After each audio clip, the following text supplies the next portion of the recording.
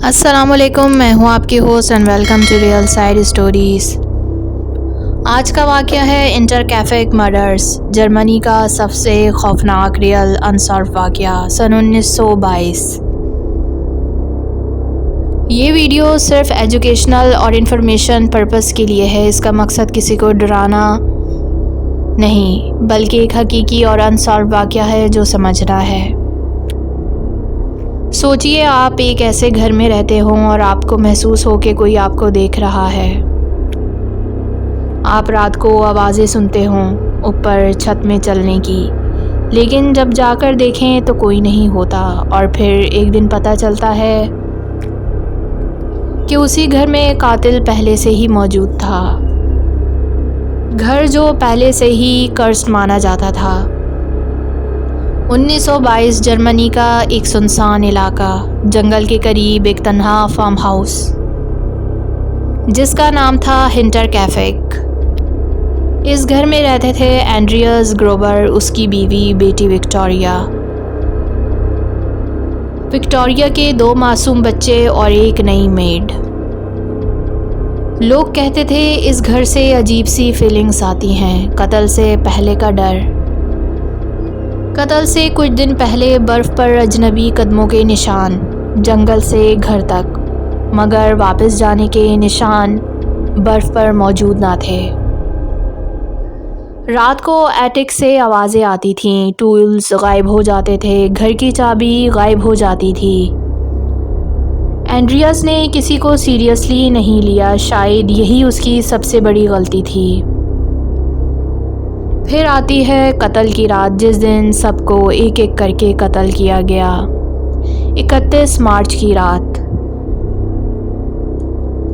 گھر کے لوگ باہر بن کی طرف بلائے گئے۔ وہاں اینڈریا خاموشی سے جاتی ہے۔ وہاں اندھیرا تھا اور ایک ایسا شخص جو ہر قدم سے واقف تھا۔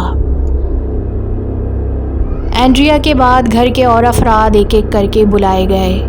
انہیں ایک ہی طریقے سے خاموشی سے قتل کیا گیا، جیسے قاتل نے پہلے سے پورا پلان بنا رکھا ہو۔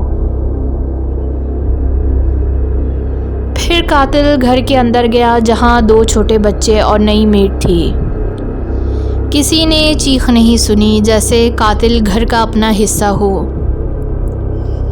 قتل کے بعد جو ہوا وہ اس واقعے کو اور بھی خوفناک بنا دیتا ہے۔ جانوروں کو روز کھانا دیا گیا، کچن سے چیزیں یوز ہوتی رہیں، وہاں آگ جلائی گئی، مطلب قاتل گھر چھوڑ کر نہیں گیا تھا، قاتل وہیں رہتا رہا۔ سوچئے قاتل لاشوں کے ساتھ اسی گھر میں رہتا رہا، رات کو چلتا پھرتا رہا۔ انویسٹیگیشن جو کچھ نہ کر سکی۔ پولیس نے 100 سے زیادہ لوگوں سے پوچھا، انویسٹیگیٹ کیا، فیملی ڈسپیوٹس دیکھیں، پڑوسیوں پر شک کیا،